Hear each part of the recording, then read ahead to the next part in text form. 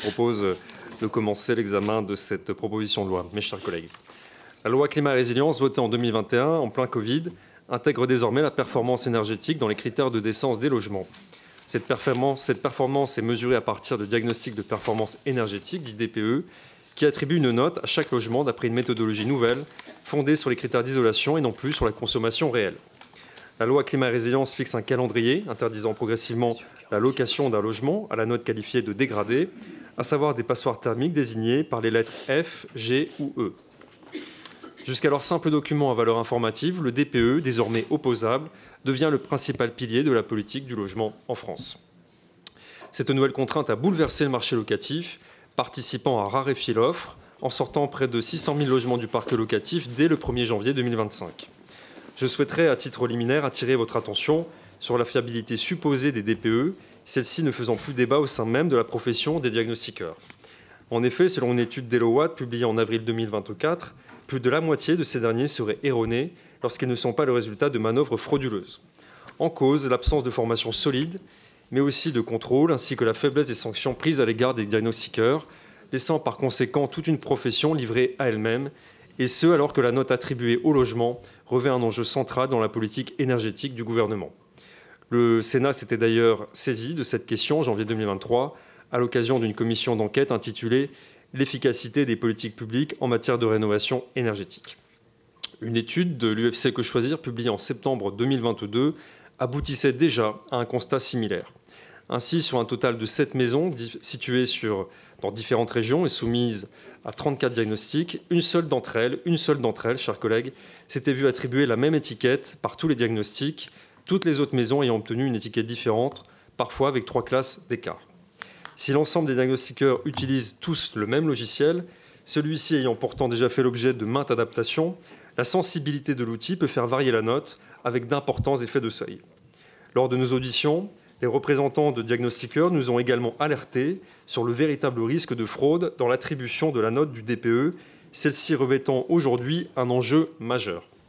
Cette note conditionne désormais la valeur locative du logement ainsi que sa valeur vénale en cas de mise en vente. Il faudrait dès lors qu'elle soit la plus haute possible afin de valoriser le bien sur le marché. D'autre part, une note basse du DPE permet aussi aux propriétaires d'être éligibles à certaines aides d'accompagnement de la rénovation énergétique, notamment celles octroyées par l'ANA. L'efficacité même des travaux de rénovation énergétique semble assez aléatoire. En cause, la qualité des travaux, souvent mauvaise, et en pratique impossible à vérifier, mais aussi l'effet rebond, c'est-à-dire le fait pour les occupants de préférer augmenter la température de chauffage après les travaux de rénovation plutôt que de réduire leur facture. Parmi ces études, la plus emblématique demeure sans doute celle de Cambridge, réalisée sur 55 000 foyers au Royaume-Uni. Cette dernière estime un faible retour sur investissement, entre 4 et 7 % de réduction de la consommation énergétique selon le type de travaux. Il est nécessaire de noter que cette baisse ne saurait perdurer dans le temps, les économies d'énergie disparaissant entre 2 à 4 ans selon les travaux réalisés, toujours selon cette même étude. Une seconde étude, cette fois américaine, réalisée dans le Michigan sur près de 30 000 logements, ayant bénéficié d'un programme d'aide de travaux de rénovation entre 2011 et 2014, estime que le retour sur investissement reste faible, avec une baisse de consommation réelle de 10 à 20 %, jugée insuffisante pour amortir le coût des travaux. Enfin, en France, une étude de la TNS Sofres pour l'ADEME, publiée en 2019 et réalisée sur près de 10 000 logements, identifie un effet modeste de rénovation avec une faible économie de 2 à 3 % sur la facture moyenne. Plus récemment, la Cour des comptes estime que 40 % des logements énergivores ayant fait l'objet de travaux d'isolation demeuraient les passoires thermiques au sens de leur classe DPE. Alors, chers collègues, nous ne pouvons plus ignorer cette problématique. Qu'allons-nous faire de ces millions de logements qui demeurent inlouables malgré tous les efforts possibles de leurs propriétaires ? Il faut l'admettre, ces objectifs de rénovation énergétique fixés de façon technocratique, imposant au parc ancien le niveau d'isolation des logements neufs, est tout simplement irréaliste. En effet, ces normes contraignantes aggravent de façon dangereuse la pénurie de logements légalement habitables qui touche tout notre territoire. Selon l'INSEE, près d'un logement sur 2 ne sera plus louable en Île-de-France d'ici 2034 en l'absence de travaux de rénovation énergétique. Je vous laisse imaginer les conséquences sur la métropole parisienne caractérisée par la rareté de l'offre. À partir du 1er janvier 2025, ce sont des millions de logements, encore décents aujourd'hui, qui seront jugés indécents et progressivement retirés du marché locatif par des bailleurs qui baissent les bras face aux difficultés qu'ils rencontrent pour se plier à ces normes absurdes. Si nous prenons par exemple un logement en copropriété, comme 28% des logements en France, il faudra obtenir au préalable l'accord de la copropriété. Cela veut dire une première assemblée générale des copropriétaires pour voter un diagnostic technique global, un DTG, puis une seconde assemblée générale pour voter les travaux. Il faudra ensuite compter des mois, voire des années, et il n'existe aucune certitude quant à l'obtention de l'accord des copropriétaires. Il faudra dans un deuxième temps faire une demande d'urbanisme en mairie afin de s'assurer de la conformité des travaux de rénovation avec la réglementation en vigueur. Et dans l'hypothèse où le logement serait situé aux abords d'un monument historique, il faudra obtenir l'aval des architectes des Bâtiments de France. Il sera dès lors conseillé de réaliser une isolation par l'intérieur, ce qui est d'ailleurs moins efficace. Il ne saurait être fait abstraction des conséquences liées au décalage des murs en cas d'isolation par l'intérieur. Toute l'électricité à la plomberie serait alors à refaire, les prises électriques et les canalisations devant rester accessibles. Et cela sans oublier la diminution de la surface de plancher du logement, qui pour des petites surfaces aurait pour conséquence de sortir le logement du parc locatif. Aussi, chers collègues, les appartements haussmanniens, classés F ou G, où le prix de vente dépasse les 10 000 € du mètre carré, sont-ils, à vos yeux, jugés indécents ? Face à l'ensemble de ces contraintes, nombre de bailleurs font le choix de simplement sortir leurs biens du parc locatif. Récemment, le site Se Loger, repris par Mediapart, a ainsi pu indiquer que l'offre avait chuté de 75% en 3 ans à Paris, et contrairement aux idées reçues véhiculées par la mairie de Paris, la location saisonnière ne saurait être seule tenue responsable de cette situation dramatique. Au-delà de ces difficultés techniques et réglementaires, c'est également le coût des travaux qui représente une charge insurmontable, notamment pour de petits propriétaires bailleurs qui ne perçoivent que de faibles revenus fonciers, bien souvent complémentaires à une pension de retraite. Ces mêmes bailleurs sont incapables de suivre le rythme des normes qui leur sont imposées et sont contraints de vendre leurs biens, leur patrimoine à un prix décoté, parce que le logement dont ils sont les propriétaires n'a pas la chance de bénéficier de la bonne note DPE. Cette mesure n'impacte pas seulement le marché locatif, mais également la transaction. Les professionnels de l'immobilier ainsi que les notaires m'ont confirmé que les banques financent difficilement les logements classés F ou G, renvoyant les acquéreurs potentiels vers le marché locatif lui-même saturé. Il faut aussi mentionner que cette réglementation porte gravement atteinte à l'exercice du droit de propriété en empêchant des bailleurs honnêtes à mettre en location leurs biens qui restent encore aujourd'hui décents. Enfin, je voudrais m'adresser aux nouveaux missionnaires, à ceux qui utilisent l'écologie punitive pour imposer aux Français un carcan normatif intenable. Au nom d'une certaine vision de l'écologie, nous avons déjà sacrifié notre parc nucléaire et mis à mal notre modèle énergétique, pourtant le plus décarboné au monde. Au nom d'une certaine vision de l'écologie, nous avons sabordé notre industrie pour laquelle nous étions si fiers. Au nom d'une certaine vision de l'écologie, nous sommes en train de sacrifier l'agriculture française qui faisait pourtant notre fierté. Aujourd'hui, au nom d'une certaine écologie, nous détruisons le secteur immobilier déjà bien atteint en réduisant drastiquement l'offre de logement. Je souhaiterais rappeler à ce titre à cette commission que le logement, le secteur résidentiel, représente seulement 12% des émissions de CO2 globales de la France. Nous devons garder à l'esprit que la France ne pèse que 0,9% des émissions de CO2 dans le monde. Au nom d'une certaine vision de l'écologie, nous sommes en train d'imposer sur le dos des Français, déjà extrêmement vertueux, des efforts démesurés sur à peine 0,1% des émissions de CO2 dans le monde. Au nom d'une écologie fanatisée et d'une décroissance à outrance, certains désirent planifier une véritable politique de dépossession immobilière des petits propriétaires. Pour faire face, les Français pourront en toutes circonstances compter sur les élus du Rassemblement national pour qu'ils ne soient jamais portés atteinte à leurs droits. Je vous remercie. Après la défense du texte par le rapporteur, les députés vont donner leur position sur la loi. Premier tour de table avec un orateur pour chacun des groupes politiques. Leur rapporteur leur répond à chaque fois dans la foulée. Monsieur le rapporteur, mes chers collègues. Alors effectivement, monsieur le rapporteur, la loi du 22 août 2021, que l'on appelle donc dite climat et résilience pour lutter contre le dérèglement climatique, est le produit de la Convention citoyenne pour le climat, elle-même issue des accords de Paris. Les sujets qu'elle aborde vont de la rénovation des bâtiments, c'est-à-dire la partie qui nous occupe, aux ZAN, en passant par l'interdiction des chauffages sur les terrasses de café, jusqu'aux plats végétariens dans les cantines ou l'utilisation d'engrais dans les champs. C'est donc ce qu'on appelle une loi fourre-tout.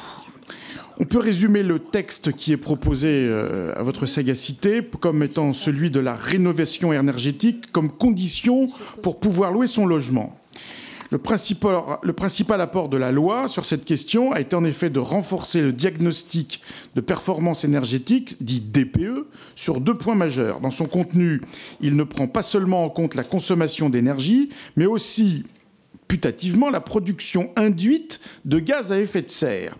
Dans ces effets, une note trop basse, donnée donc par un technicien, implique un gel du loyer, c'est l'article 159, puis une interdiction progressive de louer le logement, c'est l'article 160. À partir du 1er janvier 2025, 600 000 logements ne pourront plus être loués car ils auront reçu la note G et ils ne sont pas obligatoirement insalubres. J'insiste sur ce point, il ne faut pas confondre l'insalubrité qui est donc dénoncée dans les dispositions soit du Code de la construction et de l'habitation ou les dispositions de certains règlements. Ici, c'est le législateur qui, de facto, sort du parc locatif 600 000 logements.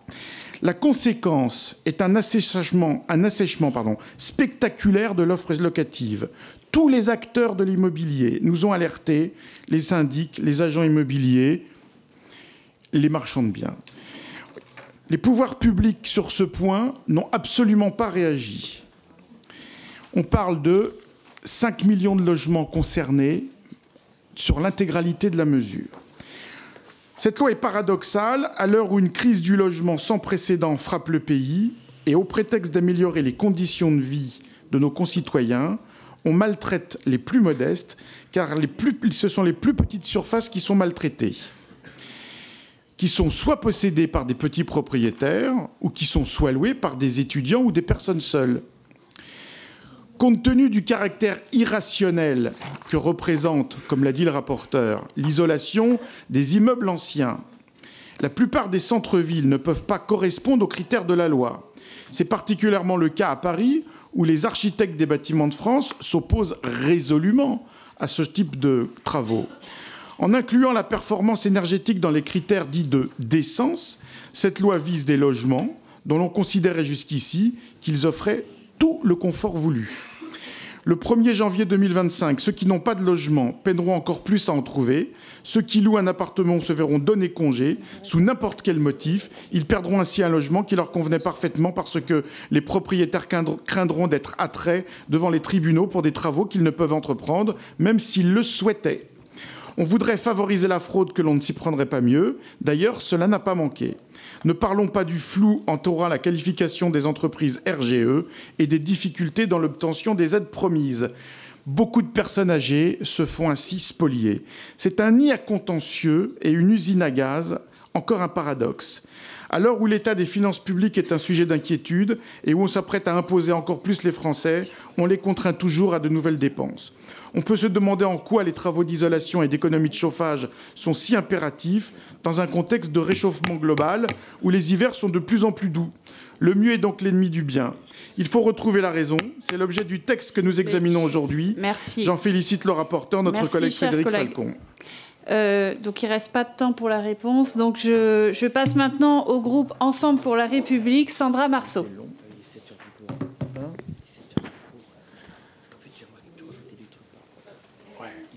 Pardon, il faut couper le micro, s'il vous plaît, monsieur. Merci, Madame la Présidente, Monsieur le rapporteur.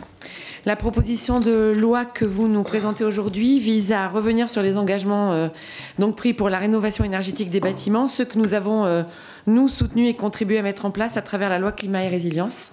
On a beaucoup travaillé dans cette commission, même avec les masques, je tiens à vous le dire, en 2021. Adoptée en 2021, elle introduit des échéances précises pour améliorer les logements les plus énergivores, et notamment à partir du 1er janvier 2025 pour les logements classés G. Et puis tout le calendrier à la suite. Ces dispositions sont quand même essentielles pour faire face à la crise climatique et aux défis énergétiques auxquels notre pays est confronté tout d'abord. Et les arguments que vous utilisez, et le collègue précédent en a rajouté une couche, vont à l'encontre de ceux que vous dites défendre. Donc c'est vrai que ça pose pas mal de questions, à notre avis. Vous précisez que cette mesure permettrait d'éviter, par exemple, le retrait massif de 600 000 logements du marché dès le 1er janvier prochain, quitte à, si j'ai bien compris, les mettre dehors, les habitants de ces logements. Mais le constat que vous dressez s'appuie sur une réalité biaisée. Ce ne sont pas 600 000 logements classés G qui sortiraient directement au 1er janvier, seulement éventuellement en renouvellement de bail, et donc c'est beaucoup moins. Et ce n'est pas la seule interprétation assez mensongère. À notre sens aussi. Le constat dressé ignore également les rénovations déjà effectuées, même si on peut dire des choses sur les rénovations, on peut l'entendre. et les modifications aussi apportées aux critères du DPE pour les petites surfaces. Ça, c'est le précédent gouvernement qui a apporté ces modifications. Il ignore également les exemptions de travaux pour certains logements, pourtant vous en avez parlé, du fait de leur situation architecturale ou patrimoniale. Alors revenir sur cette mesure, c'est aussi revenir sur une mesure de justice sociale.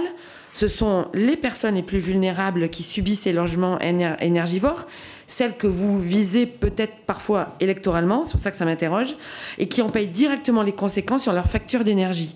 Les données ministères en la matière sont édifiantes. Un logement classé G+, peuvent générer plus de 4 300 € de dépenses annuelles de chauffage, un montant insupportable pour de nombreux foyers. Et qu'apportez-vous comme réponse? Supprimer ce qui doit pourtant aider à les sortir de l'ornière. Ensuite, continuer à autoriser la location de ces passoires thermiques, comme on les appelle, c'est aussi compromettre l'essor des chantiers de rénovation, parce qu'il y a quand même un essor petit à petit ces dernières années des chantiers de rénovation. En Charente, il y en a beaucoup chez moi. Ce serait une erreur non seulement sur le plan donc social, mais aussi sur le plan économique, en envoyant un mauvais signal aux propriétaires qui ont déjà entrepris les démarches nécessaires pour mettre leurs biens aux normes. De fait, on voit bien que vous n'êtes pas convaincu par le bienfait de ces actions, car aucune solution concrète n'est proposée aujourd'hui par votre camp pour favoriser les rénovations thermiques. En fait, vous n'en êtes pas du tout convaincu. Alors qu'après les transports, ce sont les bâtiments qui représentent 43% de la consommation énergétique et 23% des émissions de gaz à effet de serre en France. Alors, on s'est employé quand même depuis 7 ans à mettre en place des dispositifs d'aide. Certes, on peut dire plein de choses sur MaPrimeRénov' et la création de mon accompagnateur Rénov' qui est tout nouvellement mis en place. Ce sont des dispositifs inédits et forcément, il faut les faire évoluer. D'ailleurs, il y a des améliorations du dispositif DPE qui ont été envisagées et annoncées par le Premier ministre dernièrement en matière de simplification administrative et qui sont absolument nécessaires. Enfin, nous devons avancer sur le dossier des copropriétés où des blocages, effectivement, empêchent parfois des propriétaires de bonne foi de réaliser des travaux nécessaires. Et il y a un texte qui était prévu avant la dissolution que nous souhaitons voir arriver sur les bancs de notre Assemblée. Donc, on voit bien que votre proposition ne résout pas les difficultés réelles de la rénovation, ne fait qu'affaiblir nos engagements climatiques et surtout ne répond pas aux problèmes des Français qui en ont tant besoin. Pour ces raisons, nous nous opposons fermement à cette proposition de loi.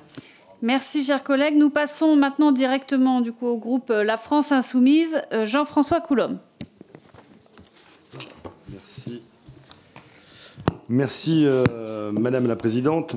Nous avons donc ici une PPL visant à réduire les contraintes énergétiques pesant sur l'offre locative et à juguler leurs effets sur la crise du logement. Peser sur l'offre, là où un texte à orientation réellement écologique et sociale sincère aurait prévu un dispositif protégeant les locataires du coût devenu indécent des charges dues à la spéculation des fournisseurs d'énergie et à l'inflation du prix du kilowattheure de chauffage ou de climatisation. Alors oui, il y a effectivement 3 millions de logements vides et pour beaucoup ce sont des taudis indécents et insalubres, impropres à toute habitation et pour le reste des biens immobiliers détenus par des spéculateurs fonciers privés ou institutionnels, banques et sociétés d'assurance françaises ou étrangères.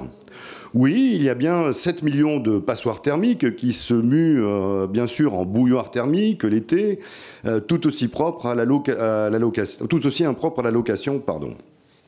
D'après nos estimations, nous sommes donc proches de 25 millions en France de bâtiments nécessitant une isolation thermique.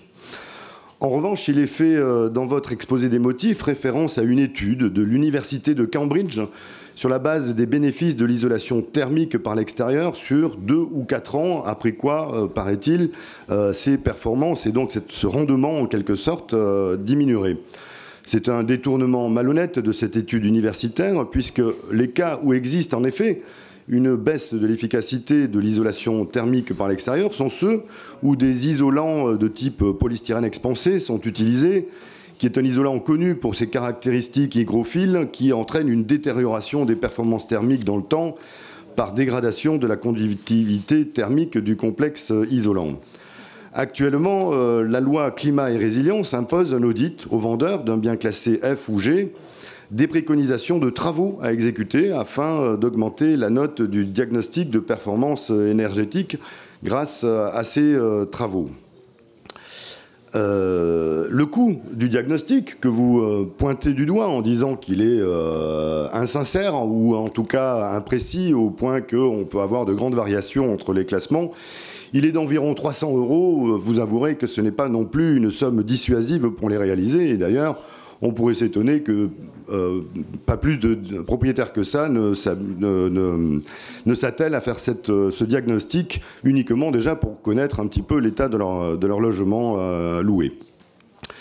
Le reste, bien évidemment, dans la loi existante, est à la charge des propriétaires bailleurs, mais bénéficie également d'un certain nombre de dispositifs déjà existants.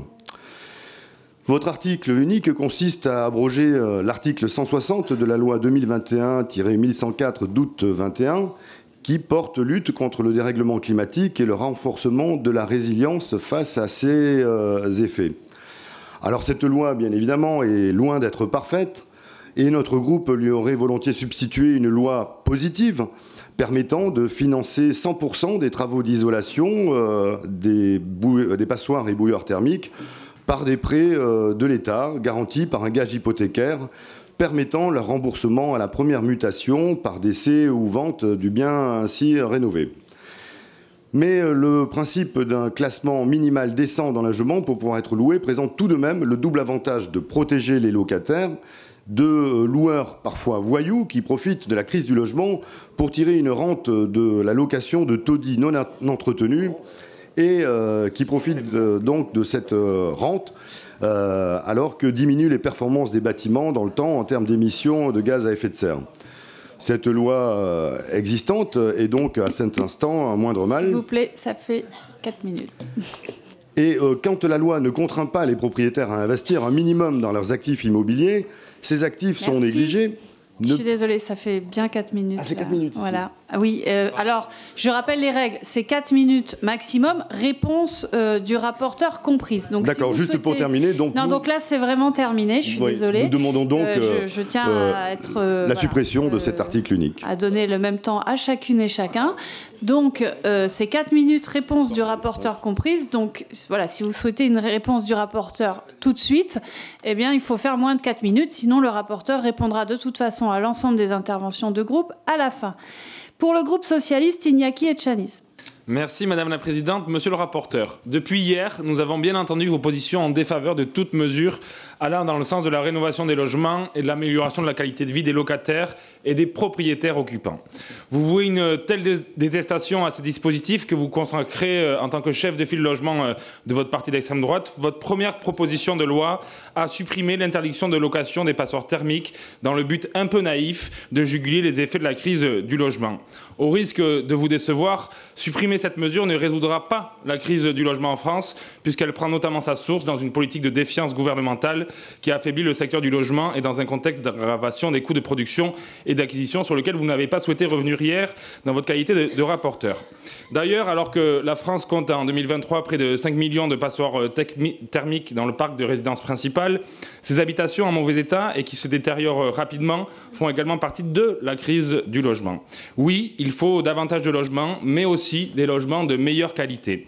Le groupe socialiste n'a cessé d'émettre des propositions en ce sens et déplore la mise en œuvre dans des conditions dégradées de la réglementation issue de la loi Climat et Résilience.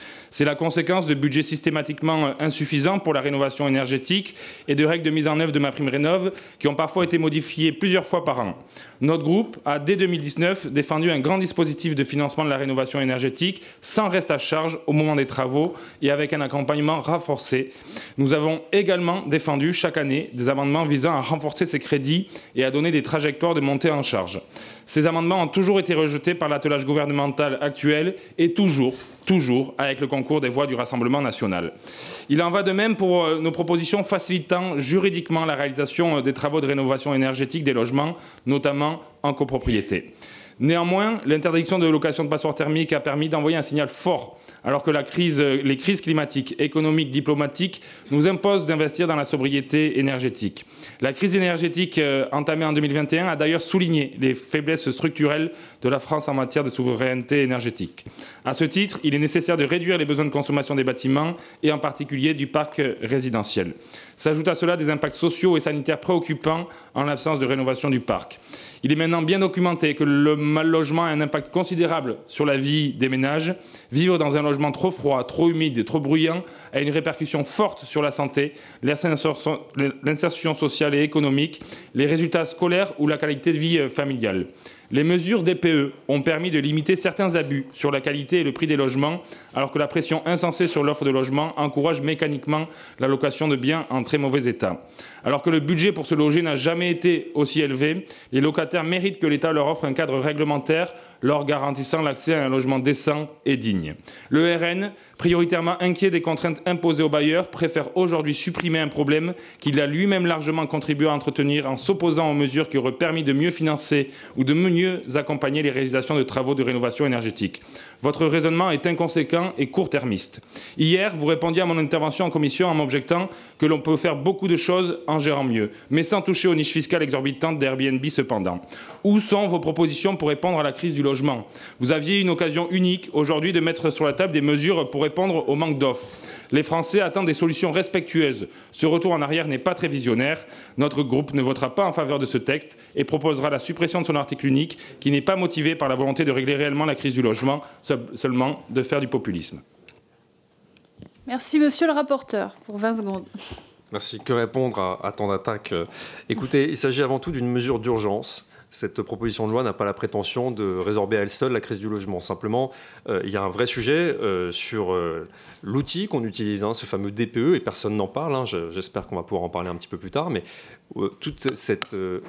on peut rien dire. Je suis désolée, il reste très peu de temps, mais vous aurez vraiment le temps que vous souhaitez à la fin de toutes les interventions de groupe, je le redis. Pour le groupe Droite républicaine, Julien Dive. Merci Madame la Présidente, Monsieur le rapporteur, chers collègues. Nous sommes aujourd'hui appelés à examiner une proposition de loi qui se dit vouloir réduire les contraintes pesant sur l'offre locative en supprimant l'interdiction progressive à la location de logements dits indécents. Le RN prétend ainsi répondre à la crise du logement, mais il est crucial de remettre cette initiative en perspective. Cette proposition de loi cherche donc à supprimer une règle utile pour protéger les locataires contre des logements énergivores. Le DPE est un outil indispensable pour lutter contre les passoires thermiques qui entraînent des coûts exorbitants de chauffage. Pour prendre un exemple concret, un logement classé G coûte en moyenne plus de 2 250 € par an en chauffage contre 750 à 1 150 € pour un logement de classe D, soit près de la moitié. Un logement mal isolé, c'est non seulement des factures énergétiques élevées, mais aussi un environnement insalubre, marqué par le froid, l'humidité, les moisissures, et avec des conséquences directes sur la santé des occupants. Encourager la rénovation énergétique n'est donc pas un luxe, mais une nécessité pour améliorer le confort et réduire les charges des ménages. Supprimer l'interdiction de location de logements indécents revient à abandonner tout effort pour rénover ces passoires thermiques. Peut-on vraiment tolérer que de nombreux Français continuent de vivre dans des conditions indignes avec des factures énergétiques insoutenables? Il faut rappeler que la crise du logement ne se résume pas aux exigences du DPE. Cette crise est amplifiée par plusieurs facteurs dont la hausse des taux d'intérêt et la difficulté d'accès aux prêts immobiliers. Par exemple, en 2023, le taux d'emprunt sur 20 ans a grimpé à 3,8%, réduisant la capacité de financement d'un ménage moyen de 210 000 à 168 000 € en seulement un an. Par ailleurs, le marché de la construction est en recul, avec une chute de près de 30% des mises en vente de logements neufs en 2023. Face à cette situation, le gouvernement Barnier a annoncé sa volonté d'élargir le prêt à taux zéro, une mesure que nous saluons car elle s'attaque concrètement aux difficultés d'accès à la propriété, contrairement à des initiatives purement démagogiques. Le groupe Droite républicaine reconnaît la nécessité d'assouplir certaines dispositions de la loi climat-résilience afin de donner plus de temps aux propriétaires pour entreprendre les travaux nécessaires. Nous défendons des solutions réalistes et progressives pour accompagner ces propriétaires. Toutefois, nous restons fermement opposés à toute initiative de démantèlement du cadre réglementaire qui, sous prétexte de simplification, met en péril l'efficacité énergétique du parc immobilier français. Par conséquent, nous voterons contre cette proposition de loi qui, loin de résoudre la crise du logement, même de manière partielle, aggraverait la situation énergétique de nos concitoyens. Merci, monsieur le rapporteur. Oui, je vous remercie, chers collègues. Écoutez, Vous avez énoncé un certain nombre de problématiques, notamment les origines de la crise du logement. Je ne vais pas forcément revenir dessus. Pour ce qui nous intéresse, pour cette proposition de loi et ces DPE, je m'étonne que personne, jusqu'à présent, on n'a pas fait la tournée de tous les groupes, ne s'offusque des failles qui existent dans ces diagnostics de performance énergétique et qui sont le fondement de la politique du gouvernement. Parce que le cœur du problème, c'est celui-ci. Nous sommes favorables à une amélioration du parc ancien, justement, pour améliorer le confort et l'isolation des logements pour les Français. Mais le problème, c'est que toute cette politique est fondée sur un indicateur qui est absolument mauvais. Il y a eu plusieurs adaptations, on a essayé de l'adapter, ça ne marche pas. Et on pourrait parler également du calendrier. Je m'étonne que vous n'ayez pas déposé un amendement qui revoit finalement le calendrier de mise en application de la loi climat et résilience. Bon. Voilà. Donc c'est une mesure d'urgence, on insiste là-dessus. Nous sommes favorables à ce mouvement qui vise à améliorer le confort et la rénovation énergétique des logements des Français. Seulement, il faut laisser un peu le temps. On est dans une période de crise qui est compliquée pour les Français. On a des coupes budgétaires également dans les dispositifs d'accompagnement. Donc ça nous semble aujourd'hui absolument intenable. Et vous ne pouvez pas nier que ça a des conséquences sur le marché locatif ou le marché de la transaction, tout simplement. Je vous remercie. Pour le groupe écologiste, Julie Lernos. Merci Madame la Présidente, chers collègues. Nous savions déjà que l'extrême droite était climato-sceptique, qu'elle avait un rapport contrarié avec la réalité et manquait cruellement de compréhension des enjeux environnementaux. Mais là, clairement, nous atteignons un point de non-retour. Votre anti-écologisme primaire ne peine même plus à cacher derrière cette proposition de loi votre imposture sociale. En effet, vous prétendez pouvoir juguler les effets de la crise du logement en mettant fin à nos obligations de rénovation énergétique qui sont, je cite, économiquement et socialement insoutenables. Sérieusement ? Savez-vous ce qui est insoutenable économiquement et socialement, Monsieur Falcon ? C'est de choisir entre se chauffer ou se nourrir en hiver. C'est de continuer à subir des factures de chauffage exorbitantes tout en vivant dans des conditions sanitaires indignes. Demandez donc ce qui est insoutenable aux plus de 3 millions de ménages qui vivent dans la précarité énergétique.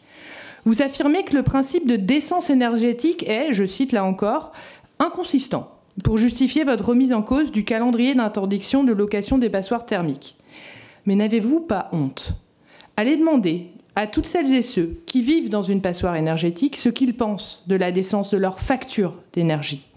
En moyenne, les dépenses des ménages liées à l'énergie s'élèvent à plus de 3 500 € par an. Cela ne vous paraît-il pas indécent ? En réalité, derrière cette proposition de loi, vous montrez encore un peu plus votre vrai visage. Sacrifier l'écologie et les classes populaires sur l'autel des intérêts financiers des plus fortunés. Vous prétendez défendre la cause des petits propriétaires, mais vous omettez de dire que plus de la moitié 55% des passoires sont détenues par les ménages dont le niveau de vie moyen s'inscrit dans les 3 derniers déciles de revenus. 3,5% des ménages français détiennent plus de la moitié de nos logements en France. Oui, bien évidemment, nous devons accompagner les propriétaires les plus modestes. Mais vous, où étiez-vous quand justement la gauche et les écologistes se sont battus dans les budgets des dernières années pour mieux financer et mieux accompagner les propriétaires dans la réalisation des travaux ? Nulle part. Où étiez-vous ? Et peut-être que la couleur du rapport vous donnera des boutons, mais pour voter et lire et appréhender le rapport de la mission d'information transpartisane sur la rénovation énergétique des bâtiments qui s'est fait à l'Assemblée nationale et dont on a rendu les conclusions en octobre 2023. Vous mentez aux Français. Vous vous opposez ou remettez systématiquement en cause les solutions justes pour les aider à finir le mois, tout en contribuant au combat du climat. Vous êtes définitivement une plaie pour les générations futures, les plus vulnérables et notre planète. Le groupe écologiste votera résolument contre cette proposition de loi. Monsieur le rapporteur, pour une petite minute. Je vous remercie, madame, chers collègues, pour vos propos élogieux. Vous n'avez pas le sentiment d'avoir fait assez de dégâts comme ça dans le pays, madame ? Avec votre écologie, vous avez détruit des pans entiers de l'économie. Là, vous êtes en train de vous attaquer au logement. Vous êtes en train de vous attaquer au secteur de l'immobilier. Sauf qu'à la différence de l'industrie ou de l'agriculture, on peut importer des produits manufacturés, des produits agricoles, quand on n'en produit plus en France, sous l'effet de normes absolument absurdes ou sous l'effet de votre politique, parce que vous êtes un petit parti, mais vous avez infusé.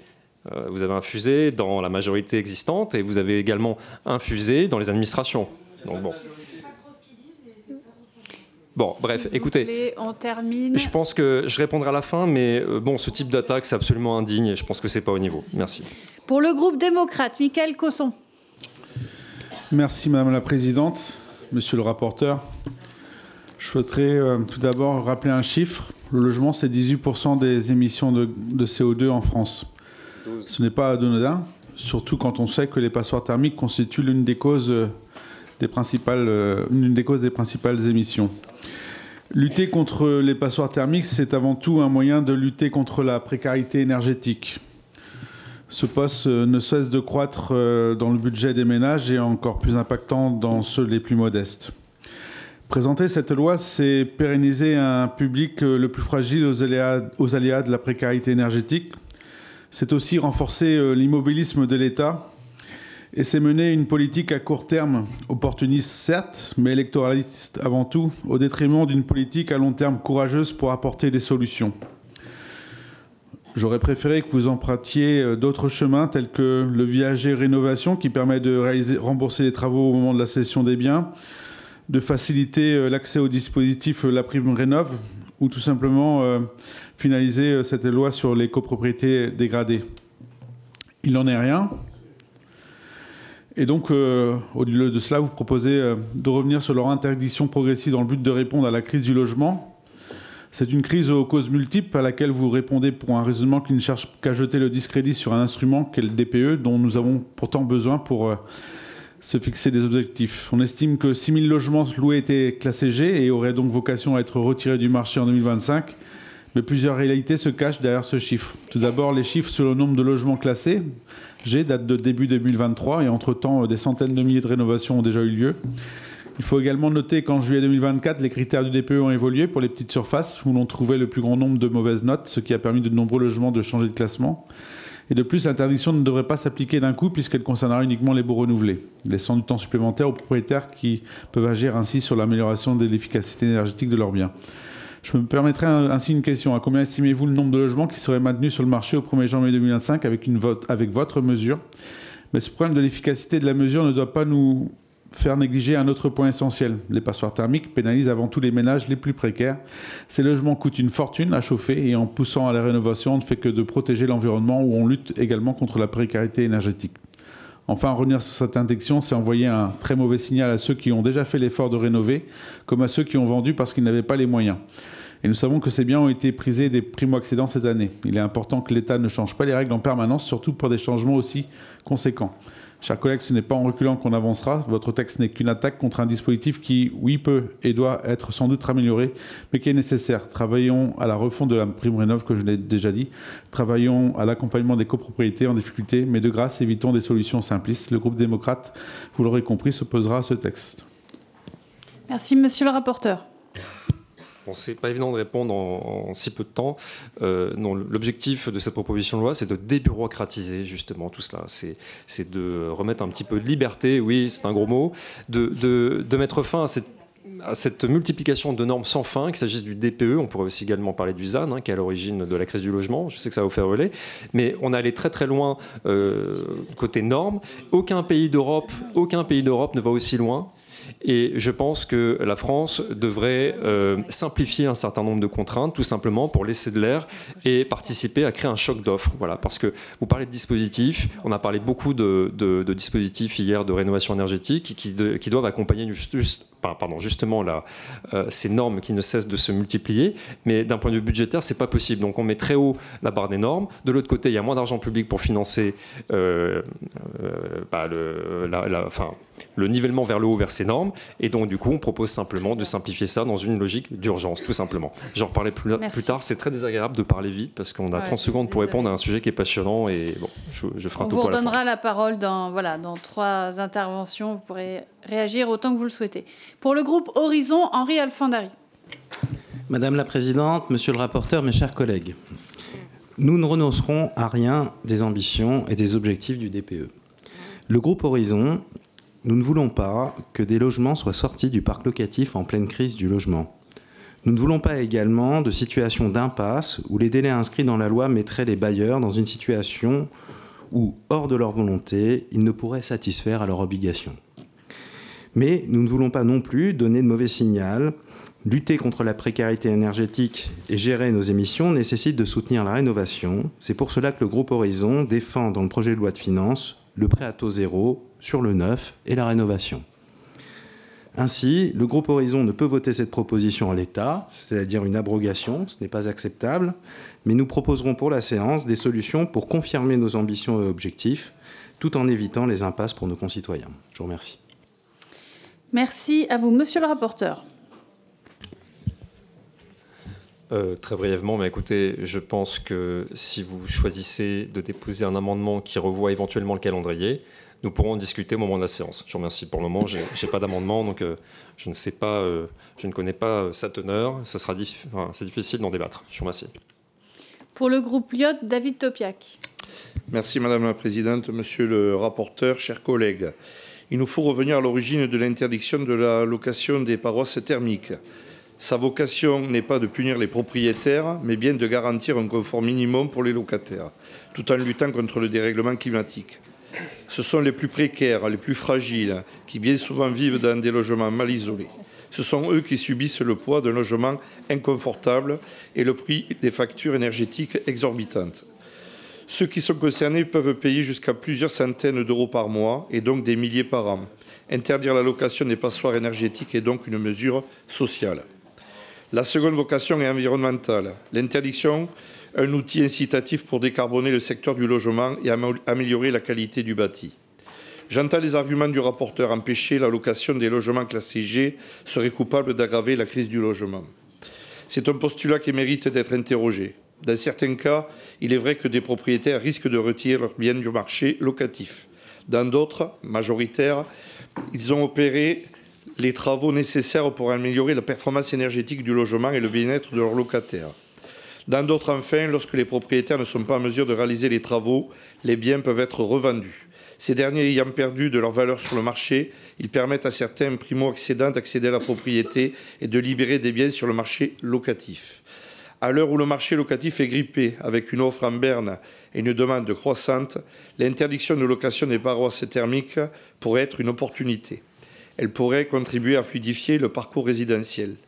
Le groupe Rassemblement national, en supprimant l'interdiction à la location des passoires thermiques, prive la France d'un puissant outil pour décarboner le secteur du logement et améliorer la qualité du bâti et le confort des locataires.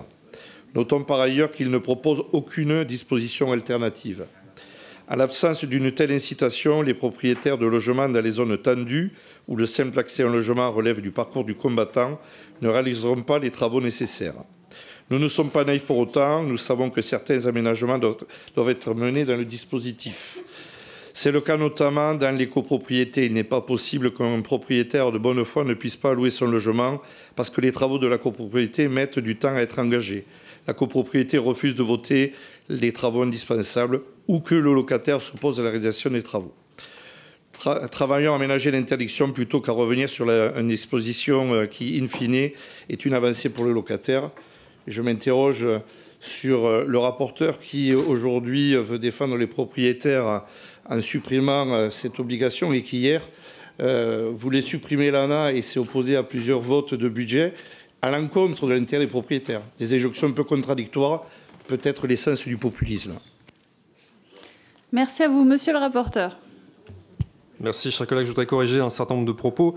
Déjà hier, j'ai proposé la suppression de l'ANA, de l'agence en elle-même, mais pas du dispositif MaPrimeRénov'. Il s'agit simplement de transférer les compétences de l'ANA pour faire des économies au ministère du Logement. Ce n'est pas exactement la même chose.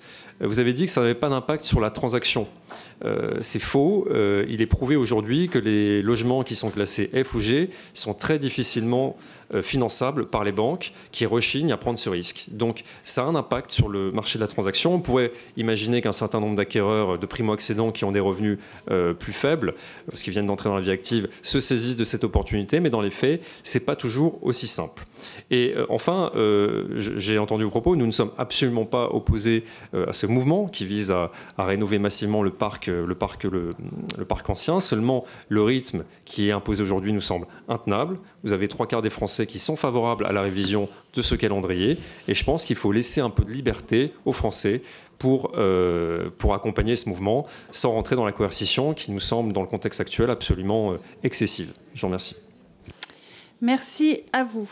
Alors, pour le groupe GDR, Stéphane Peu. Merci Madame la Présidente, Monsieur le rapporteur, chers collègues. Cette proposition de loi est pour nous l'exemple même du texte simpliste qui tire prétexte des insuffisances d'une loi pour la supprimer plutôt que de chercher à l'améliorer. Vous nous proposez ainsi de supprimer purement et simplement l'article 160 de la loi Climat et Résilience qui a modifié les obligations pesant sur les bailleurs en objectivant les critères de performance énergétique, de décence des logements par référence au DPE. La loi a notamment fixé un calendrier, on l'a tous ici à l'esprit, déterminant comme non décents les logements de classe G à compter du 1er janvier 2025 et les logements de classe F à compter du 1er janvier 2028. Pour justifier cette suppression, vous mettez en avant la nécessité d'améliorer l'offre de logements en évitant que les logements classés G sortent du marché à brève échéance ou encore les contraintes techniques et économiques lourdes qui pèsent sur les bailleurs modestes. Vous auriez pu, en toute hypothèse, nous proposer le report de la date butoir du 1er janvier 2025 pour l'interdiction de louer les logements classés G. Vous auriez pu encore nous proposer des mesures de financement, des exonérations temporaires sur la taxe foncière pour les propriétaires bailleurs qui rénovent leur logement, des subventions ou des prêts à taux zéro pour la rénovation, un système d'avance remboursable avec un reste à charge nul pour les propriétaires modestes, un assouplissement des règles de majorité dans les copropriétés, par exemple, pour faciliter les travaux de rénovation énergétique. Les pistes de réflexion et d'action ne manquent pas. Au lieu de quoi, le texte que vous nous soumettez ne propose rien, sinon de récuser les enjeux et les défis climatiques qui sont devant nous. Si les textes que vous nous proposez devaient être adoptés, les premières victimes en seraient les centaines de milliers de ménages locataires de leur logement, qui doivent assumer des factures énergétiques toujours plus élevées, souffrir du froid ou de la chaleur excessive. Aujourd'hui, en France, 3,8 millions de ménages souffrent de précarité énergétique, avec un taux d'effort supérieur à 10% de leurs revenus, tandis que 3,5 millions déclarent souffrir du froid dans leur logement. Ces chiffres sont à eux seuls, ils ne sont pas les seuls arguments, mais ces chiffres sur la précarité énergétique sont à eux seuls une raison qui, pour nous, est suffisante pour rejeter ce texte. Merci, Monsieur le rapporteur. Et je vous laisse répondre à la fois à Monsieur Peu et puis à l'ensemble des interventions qu'il y a eu, si vous le souhaitez. Oui, merci, chers collègues. Je vais faire une réponse assez globale parce que malheureusement, je n'ai pas pu répondre en temps et en heure à chacun d'entre vous. Déjà, sur la philosophie de cette proposition de loi, elle propose une mesure simplement d'urgence. Monsieur Peu, vous déploriez que la loi soit simpliste, mais malheureusement, dans une niche parlementaire, vous savez que le temps est compté. Et, j'aurais aimé faire une proposition de loi qui est beaucoup plus fournie avec de nombreux amendements qui, justement, prennent en compte un certain nombre de spécificités et accompagnent avec un certain nombre de dispositifs les bailleurs. Il s'agit simplement d'une mesure d'urgence qui ne remet pas en cause, je le précise, la non-indexation de l'IRL pour les logements les plus énergivores, F ou G. Donc on ne touche pas à ce dispositif, justement, qui nous semble coercitif et qui est un manque à gagner pour les bailleurs à terme. Quand vous ne pouvez pas indexer le loyer pendant un certain nombre d'années, vous avez quand même un manque à gagner qui est fort et ça vous encourage à faire des travaux de rénovation pour les logements, que le locataire soit encore en place ou qu'il soit sortant. Il y a un sujet qui a été complètement occulté par tous les groupes, à part le mien, bien sûr, c'est la fiabilité des diagnostics de performance énergétique qui est vraiment le cœur du problème. C'est-à-dire qu'aujourd'hui, on a des diagnostics qui, de l'aveu de tous, ne sont pas fiables, sur lesquels sont fondés les dispositifs d'accompagnement et la politique du logement du gouvernement. Je ne vous ai pas entendu beaucoup là-dessus, mais c'est le sujet qui est absolument central. On a des DPE aujourd'hui qui ne sont pas fiables, avec des écarts de notes qui sont considérables et qui peuvent avoir des répercussions graves sur la valeur d'un logement, sa valeur locative ou tout simplement sa valeur vénale, et qui portent atteinte possiblement au droit de propriété. J'aurais aimé vous entendre là-dessus, chers collègues, mais je crois que c'est encore un tabou dans notre Assemblée. Le DPE devient clairement sacralisé.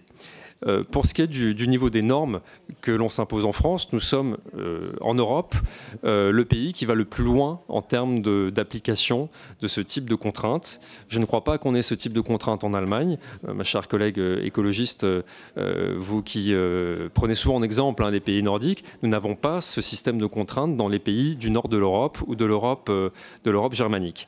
Et pourtant, la France a décidé d'être championne dans la matière alors qu'elle se trouve dans une situation qui est plutôt financièrement délicate, tant d'un point de vue budgétaire pour les finances publiques que d'un point de vue du pouvoir d'achat pour les Français. Tout simplement, je crois qu'aujourd'hui, c'est la philosophie du Rassemblement national, nous n'avons plus les moyens de suivre ce rythme de normes. Nous n'avons plus les moyens de suivre ce rythme de la rénovation énergétique dans l'ancien. Nous n'avons plus les moyens de nous soumettre à d'autres normes. D'ailleurs, on pourra en parler dans le 9, à la RE 2020, qui est un calendrier qui est extrêmement contraint. Nous n'avons plus les moyens de nous soumettre aux ZAN, qui est une usine à gaz impossible. J'aurai l'occasion d'en parler, je pense, sur d'autres propositions de loi. Ces normes nous coûtent extrêmement cher. Il y a des études américaines, notamment, l'Université de Columbia nous explique que la bureaucratisation de la France, oui, étrangère, parce qu'en France, personne n'a le courage de faire ces normes, madame. La bureaucratie en France nous coûte plusieurs points de PIB. Et nous pensons qu'aujourd'hui, la crise que nous connaissons, la crise budgétaire et la crise économique, est l'occasion de mettre à plat un certain nombre de vérités, un certain nombre de contraintes, tout simplement. Nous ne sommes pas opposés à la transition écologique. D'ailleurs, la France est plutôt... Vous nous avez accusé d'être climato-sceptique. Madame, je trouve que ces accusations sont clairement honteuses. Il n'a jamais été question de remettre en cause le climat. Nous sommes l'économie la plus décarbonée d'Europe, si ce n'est du monde. Je vous ai donné des chiffres. Vous parliez de 18%, chers collègues, pour les émissions de CO2 que représente le logement. C'est 12% en réalité. On parle vraiment d'une part qui est infime dans les émissions de CO2 dans le monde. Et les Français ne peuvent pas supporter à eux seuls tous les efforts qu'un certain nombre de pays refusent de s'imposer, comme les pays d'Amérique du Nord ou les pays d'Asie, ou les pays en voie de développement. Donc je pense qu'il faut simplement retrouver un peu de raison et un peu de bon sens.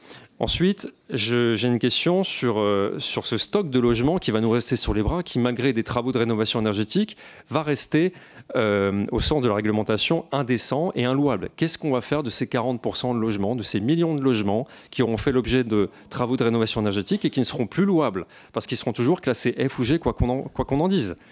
Malheureusement, on ne peut pas tirer l'ensemble du parc ancien sur des normes qui se dupliquent sur le neuf. C'est pas possible. Qu'est-ce qu'on fait ? Qu'est-ce qu'on fait de tous ces logements qui vont nous rester sur les bras? Et là, le législateur ne répond pas. Pour ce qui est de la précarité énergétique, vous avez entièrement raison, mais quel gouvernement a augmenté les prix de l'électricité comme jamais? Plus 70% en 10 ans. Quel gouvernement a laissé filer les prix du gaz également? Voilà. Donc, à un moment donné, on ne va pas pouvoir atteindre dans le parc ancien un niveau de normes semblable au neuf. Il faudra malgré tout occuper ces logements, il faudra malgré tout les chauffer.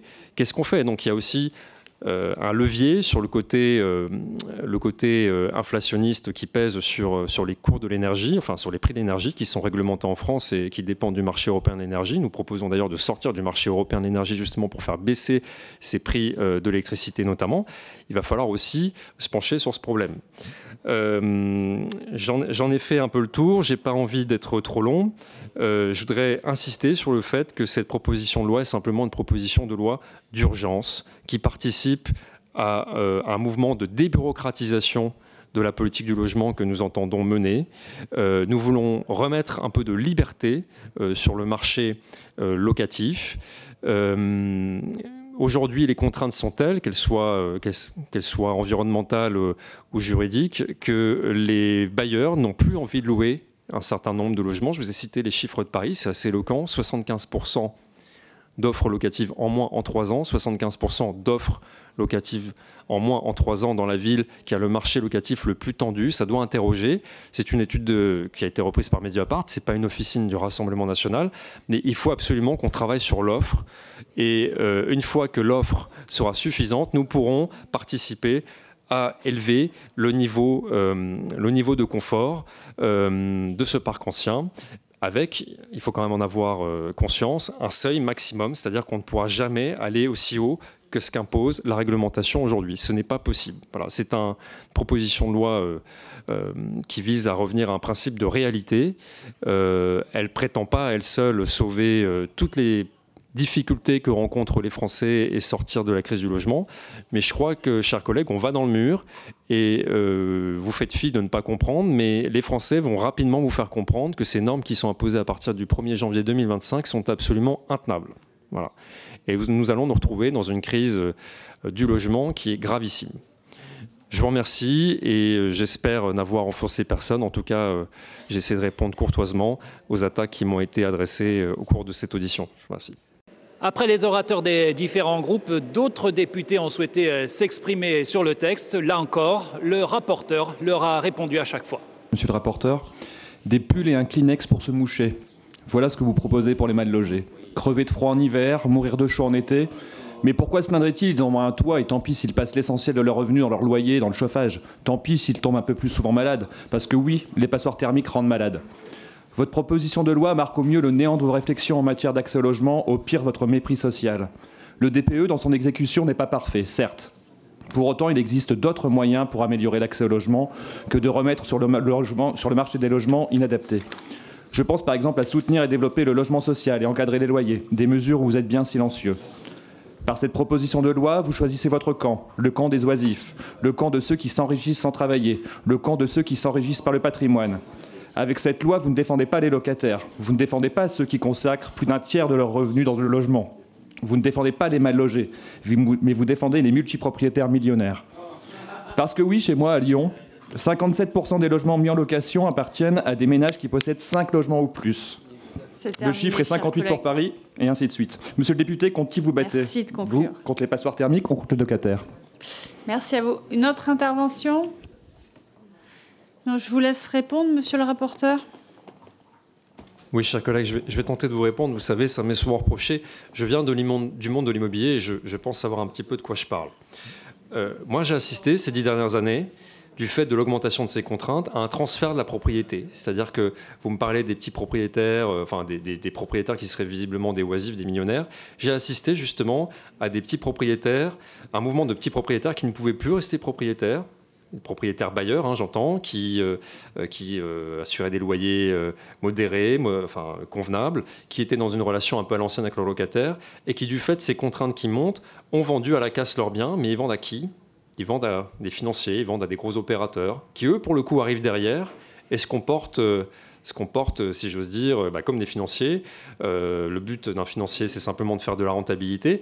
Et donc, avec ces contraintes qui montent, vous êtes en train de casser un modèle de bailleur, si j'ose dire, qui était un petit peu à l'ancienne, qui maintenait des loyers qui étaient à peu près corrects, qui étaient dans une relation relativement équilibrée avec les locataires. Et vous allez remplacer ces petits propriétaires qui ne pourront plus suivre par la finance, tout simplement, par des gros bailleurs privés,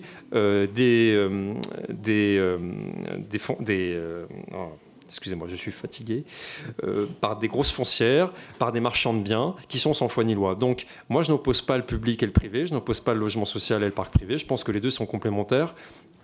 Il faut créer de l'offre, absolument. Il faut créer de l'offre. Et de l'offre massive naîtra, à mon avis, une émulation vers le haut et une amélioration du confort pour les locataires. J'en suis convaincu.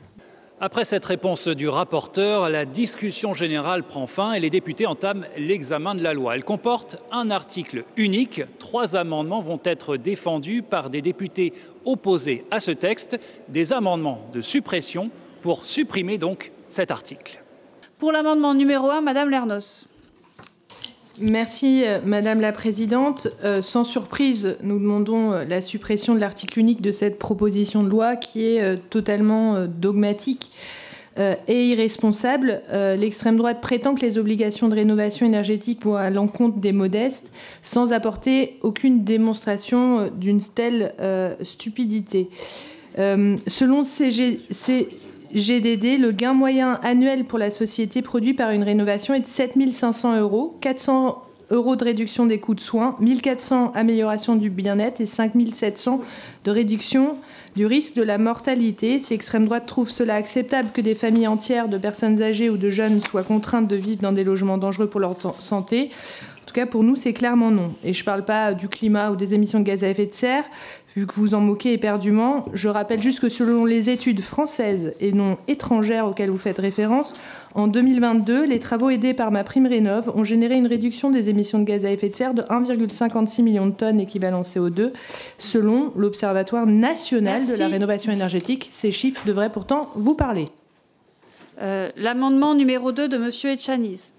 Oui, merci Madame la Présidente. Même si on a dit l'essentiel de nos DG et dans les expressions qui ont suivi, moi je m'interroge quand même sur ce texte porté par le Rassemblement national. Au-delà du populisme, de vouloir dénoncer le DPE, il y avait d'autres solutions que de supprimer purement et définitivement ce dispositif qui vise quand même à protéger la santé publique, la santé de nos concitoyens, que ce soit des locataires ou des propriétaires, mais aussi d'avoir une ambition sur l'impact sur le climat. Ça a été dit, l'impact du bâti sur le gaz à effet de serre.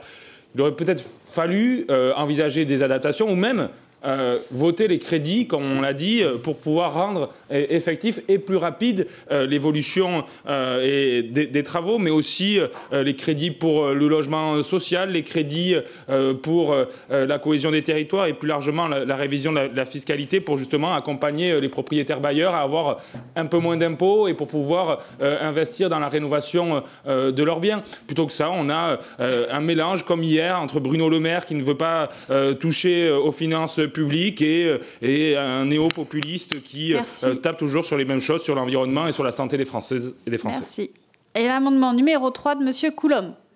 Ce sera M. Pilato. Écoutez, nous, on a fait une petite liste. Le RN vote contre la revalorisation des APL, contre la production de logements publics, contre la production de logements étudiants, contre le plan, contre les punaises de lit, contre la garantie universelle des loyers, contre le fonds pour la rénovation thermique et contre les logements indignes, car il s'agit d'un problème de dignité. Vous voulez permettre à des gens qui ont des passoires thermiques, voire des logements insalubres, voire des marchands de sommeil, de continuer à louer des logements au prix que la santé des gens ne vous coûte rien, mais ça vous laisse totalement indifférent. En cela, je trouve que le RN présente cette proposition de loi comme une manière de lutter contre la crise du logement. En réalité, vous protégez les propriétaires, vous êtes une arnaque sociale. Donc nous voterons pour supprimer ce texte.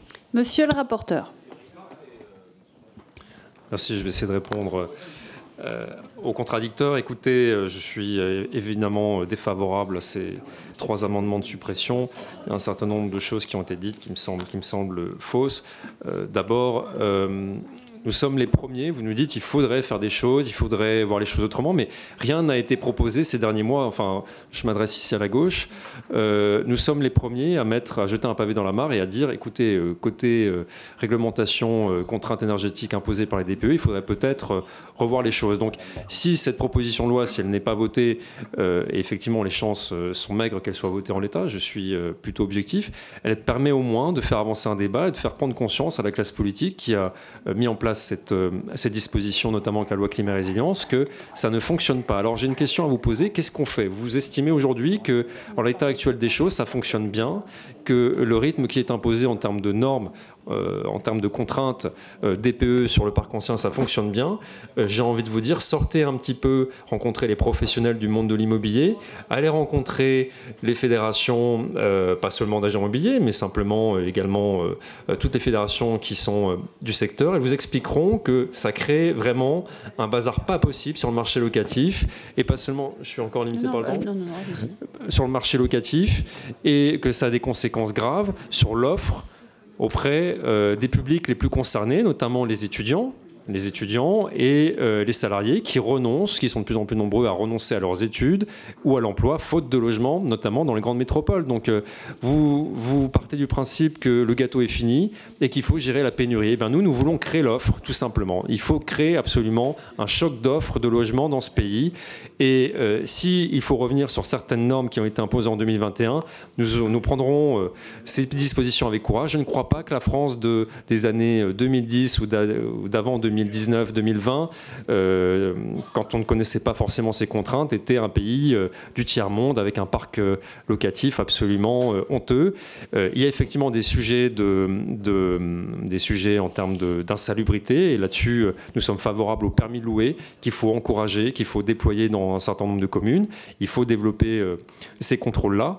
Mais ce qui a été mis en place avec cette loi climat et résilience, notamment sur le volet contraintes énergétiques, ce n'est plus tenable. Mais si vous ne voulez pas l'entendre, les Français vous le feront comprendre dans les mois qui viennent. Je vous remercie. Merci. Alors, nous passons aux interventions. Monsieur Tivoli.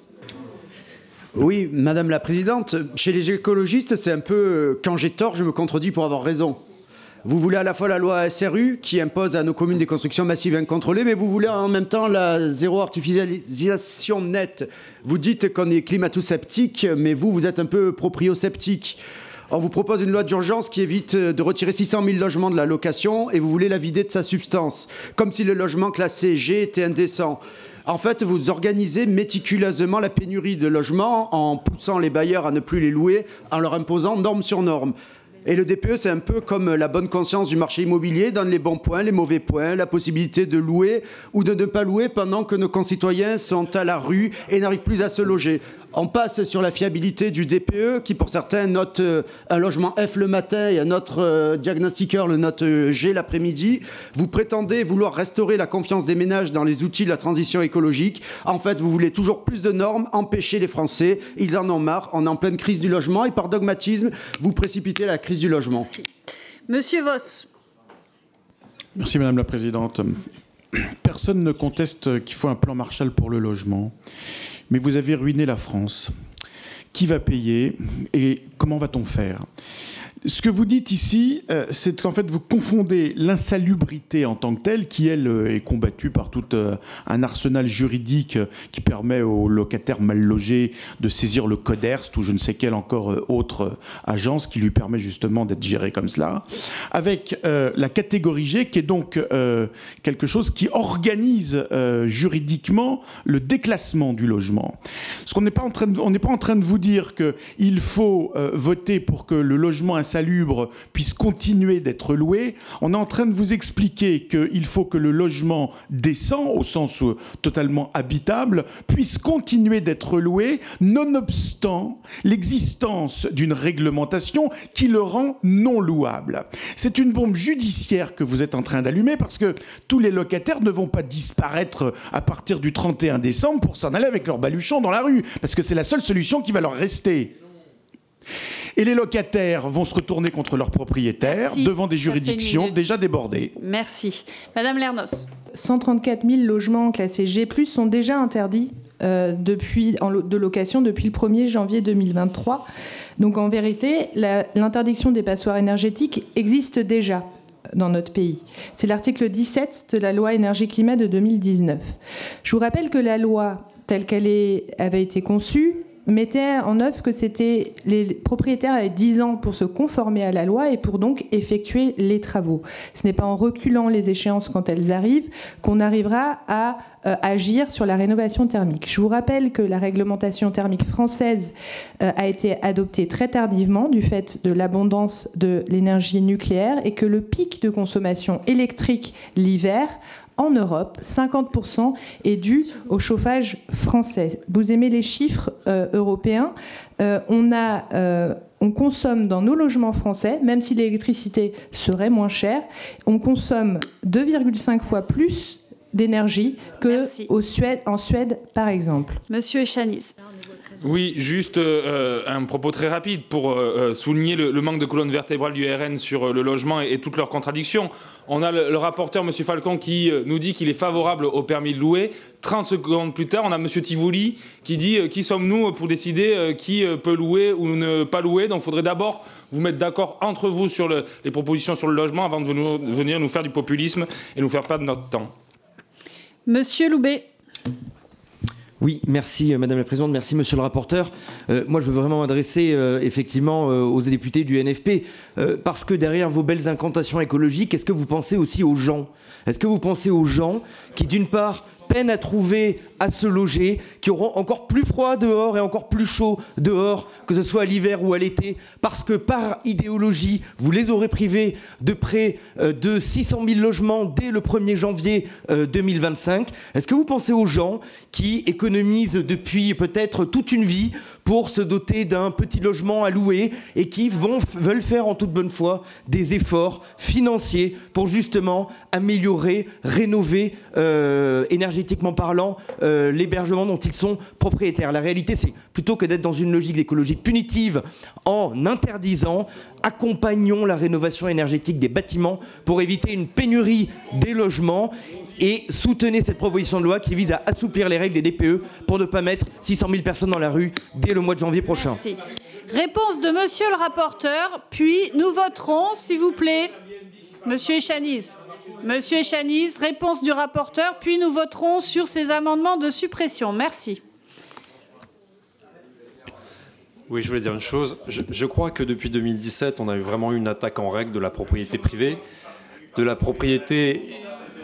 S'il vous plaît, est-ce qu'on pourrait entendre Monsieur le rapporteur? Merci. Je dis simplement que depuis 2017, je crois que, peut-être un peu avant, mais on va partir de 2017, depuis le premier quinquennat du président de la République, il y avait vraiment une offensive hostile à l'égard des propriétaires français, des petits propriétaires qui ont de plus en plus de mal à rester propriétaires, qui font face à une augmentation des charges, de la taxe foncière avec la suppression de la taxe d'habitation, des coûts d'énergie, des travaux d'amélioration qui deviennent de plus en plus onéreux et qui font également face à des contraintes qui sont de plus en plus fortes. Aujourd'hui, je vous donne un exemple, vous avez, c'est un exemple concret dans ma circonscription, vous avez payé toute votre vie une maison, vous devez la vendre pour une raison ou pour une autre, elle est classée G, eh bien elle est décotée de 20 ou 30%. Voilà. Donc c'est pas neutre pour des Français qui essaient de se constituer un patrimoine tout au long de leur vie, et c'est encore plus compliqué pour des bailleurs qui souhaitent de bonne foi, pour le coup, parce que moi, autour de moi, j'ai consulté dans ma circonscription à Narbonne, tout le monde essaie de suivre le rythme, mais c'est absolument intenable. Donc ce calendrier n'est pas tenable. Et il y a un autre sujet qui a été évoqué par mon collègue Voss, c'est le sujet des contentieux à venir, qui vont encombrer les tribunaux parce qu'on a un outil qui n'est absolument pas fiable, sur lequel est fondée toute cette politique. Comment les juges vont apprécier si un DPE est fiable ou non? Voilà. Est-ce que le voisin, est-ce que le collègue DPE, enfin, les diagnostiqueurs vont se battre entre eux sur le sérieux de leur DPE? Enfin, ça pose tout un certain nombre de sujets contentieux qui sont à venir, avec notamment des locataires qui voudront se retourner peut-être contre leur bailleur parce qu'ils s'apercevront que finalement le DPE qu'ils ont, il n'est pas forcément exact. Donc tout ça ne tient pas, et nous disons simplement, remettons un petit peu d'or là-dessus, faisons un break dans ce rythme de réforme qui est absolument, enfin, de réforme, de calendrier qui est absolument intenable. Travaillons peut-être à un outil qui soit plus fiable. Et ensuite, quand les situations seront meilleures, tant d'un point de vue des finances publiques que d'un point de vue du pouvoir d'achat des Français, nous pourrons peut-être, à ce moment-là, imposer des contraintes telles que celles que vous souhaitez imposer. Je vous remercie.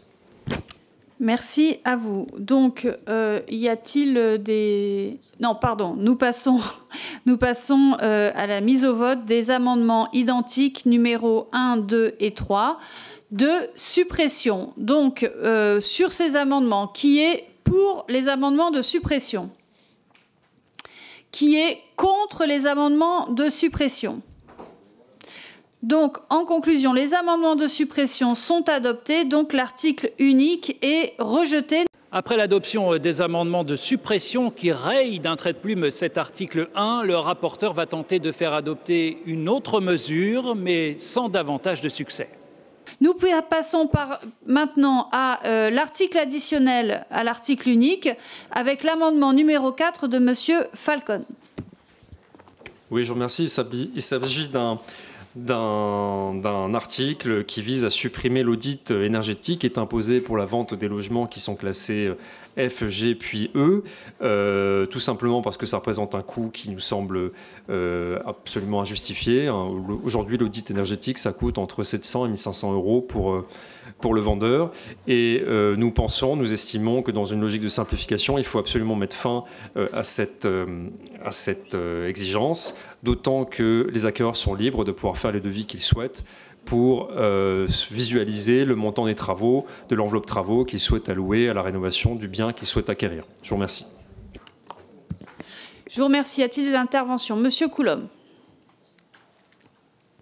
C'est quand même incroyable. Vous venez d'avoir votre article principal qui est supprimé et vous vous entêtez à vouloir continuer à détricoter une loi qui finalement ne mériterait qu'à être renforcée par rapport à la protection qu'elle apporte aux locataires.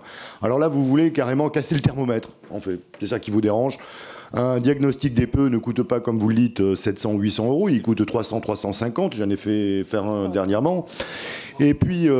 il est fait par des professionnels que vous contestez alors qu'ils ont de toute façon un certain nombre d'accréditations.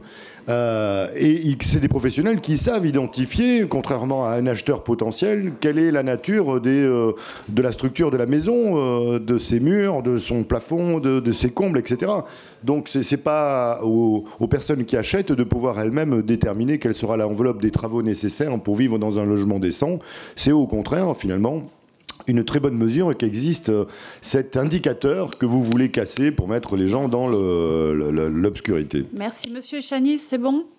Donc, est-ce que vous souhaitez répondre, monsieur le rapporteur? Oui, 30 secondes. Je ne sais pas si on parlait de la même chose. Là, je parlais de l'audit énergétique, qui est un indicateur différent du DPE. C'est-à-dire que c'est une préconisation qui est adressée à l'acquéreur et qui chiffre le montant des travaux pour atteindre une classe de DPE qui soit acceptable, tout simplement. Et nous estimons qu'une fois de plus, les DPE n'étant pas fiables, cet outil doit être retiré de toute obligation. Je vous remercie. Je vous remercie. Donc, nous passons maintenant au vote sur l'amendement numéro 4 de monsieur Falcon, qui est pour. Qui est contre? Cet amendement numéro 4 est donc rejeté. Comme l'article unique est également supprimé, il y a donc rejet de cette proposition de loi. Monsieur le rapporteur, souhaitez-vous reprendre la parole rapidement et ensuite nous conclurons la matinée? Je vous remercie. Je veux dire un dernier mot. Bon, déjà, je vous remercie pour nos échanges, même si nous ne sommes pas d'accord. Bon, j'écoute la contradiction avec plaisir. Tout simplement pour vous dire que j'ai conscience qu'en l'état, cette proposition de loi ne peut pas être adoptée à l'Assemblée nationale. Nous l'amenderons pour revoir le calendrier en séance. Merci.